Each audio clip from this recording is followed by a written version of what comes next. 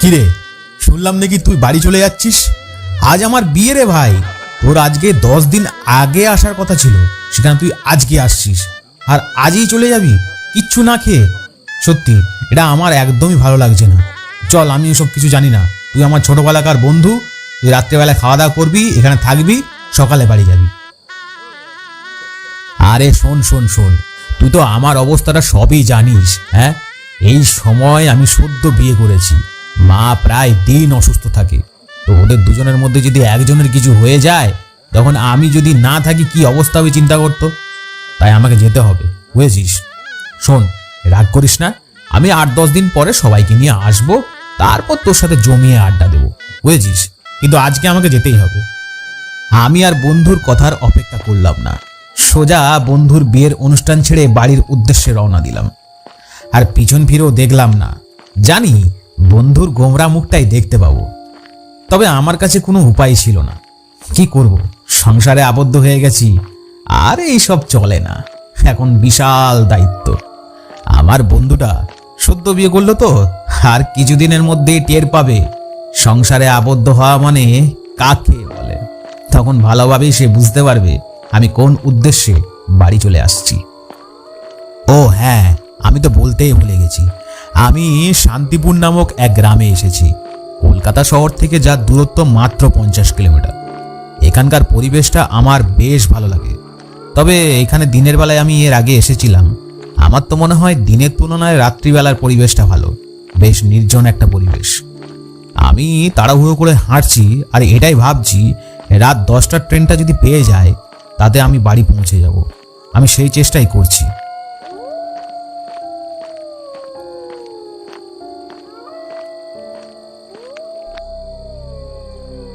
এরপর আমাকে পুকুর পাড়ের সামনে এসে থামতে হলো। শুনেছি এই পুকুর নিয়ে অনেক কাহিনী আছে, তবে সেই কাহিনী আমার কাছে বিশ্বাসযোগ্য নয়। কারণ আমি মনে করি আমি যে অলৌকিক ঘটনাটা নিজের চোখে দেখব, সেটাই আমার কাছে বিশ্বাসযোগ্য হবে। তার আগে আমি কোনো কিছুই বিশ্বাস করব না, কারণ লোকের মুখে কথা মিথ্যাও হতে পারে। আমি এইসব দাঁড়িয়ে দাঁড়িয়ে ভাবছি, হঠাৎ পুকুর থেকে একটা শব্দ হলো। মনে হলো পুকুরে কেউ সাঁতার কাটছে। এত রাতে কে আবার সাঁতার কাটছে? এই শীতের রাতে স্নান করাটাই তো যায় না দিনের বেলাতে, তারপরে আবার রাত্রিবেলায় কেউ সাঁতার কাটছে। বিষয়টা আমাকে দেখতে হবে। আমার কৌতূহল বেড়ে গেল। আমি পুকুরের সামনে তাকিয়ে দাঁড়িয়ে রইলাম। আমি পুকুরের দিকে তাকালাম ঠিকই, কিন্তু রাতের অন্ধকার আর পুকুরের জল যেন মিলেমিশে একাকার হয়ে গেছে। আমি কিচ্ছু ঠাউর করতে পারছিলাম না। তারপর ভাবলাম, আমাকে বন্ধু বলেছিল এই পুকুরে বিশাল বড় বড় মাছ আছে, সেটাই হয়তো একটা ঘাই মারছে। কিন্তু আমার মনের মধ্যে কৌতূহলটা যেন কমতেই চাইছি না। আসলে ওটা কি মাছ না অন্য কিছু, সেটা যেন আমাকে দেখতেই হবে। তাতে ট্রেন মিস হলে হোক, আমাকে যেন ওটা দেখতেই হবে। এরপর আমি কিছু যেন একটা প্রত্যক্ষ করলাম পুকুরের মধ্যে। অন্ধকারে ততক্ষণে চোখটা সয়ে গিয়েছিল, তাই বিশেষ অসুবিধে হলো না। আমি লক্ষ্য করলাম পুকুরের মধ্যে এদিক থেকে সেদিক কিছু একটা যেন সাঁতার দিচ্ছে। আমি ভাবলাম আর একটু কাছে গিয়ে দেখি। যেই ভাবা সেই কাজ, পুকুরের ঘাটের সামনে এসে দাঁড়ালাম। দেখলাম সত্যি একটা মানুষের আকৃতির কিছু একটা জিনিস এদিক থেকে সেদিক চলে যাচ্ছে সাঁতার কেটে। আর এটা এত তাড়াতাড়ি হচ্ছে যেটা আমার কাছে অবিশ্বাস্য। আমি বিশ্বাস করতেই পারছি না। তার উপরে শীতকালে এটা কিভাবে সম্ভব? আমি দাঁড়িয়ে দাঁড়িয়ে দেখতে লাগলাম এই বিষয়টা।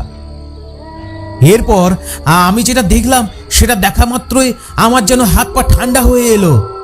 আমি দেখলাম সে ছায়ামূর্তিটা জলের মধ্যে একই রকম ভাবে ভেসে রয়েছে। জলের ঘনত্ব কম হওয়ার জন্য আর জলটা পরিষ্কার থাকার জন্য আমি তাকে পরিষ্কার দেখতে পাচ্ছিলাম।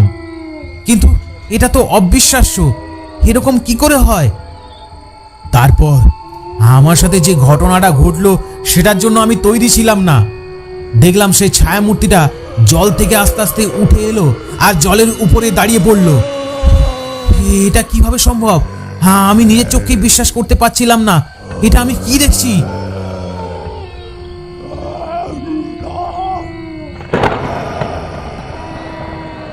এরপর ওই ছায়ামূর্তিটাকে আমি নিজের আসল রূপে আসতে দেখলাম। যে ছায়ামূর্তিটাকে দেখে আমি এতটা ভয় পাচ্ছিলাম, সেই ছায়ামূর্তিটার আসল রূপ দেখে আমি আরো বেশি ভয় পেতে শুরু করলাম। আমার মনে হলো এখান থেকে আমাকে দৌড়ে চলে যেতেই হবে, এখান থেকে পালিয়ে যেতেই হবে। আমি দৌড়াতে শুরু করলাম, আমি আর ওখানে দাঁড়িয়ে থাকতে পারলাম না। আমি দৌড়াতে শুরু করলাম।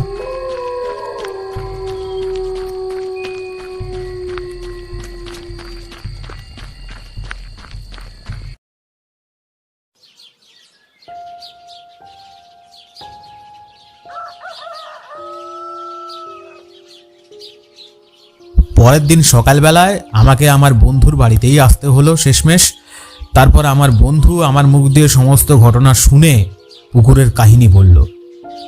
কয়েক বছর আগে একজন ওখানে সুইসাইড করে মারা যায়, তারপর থেকে পুকুরের এই হাল অবস্থা।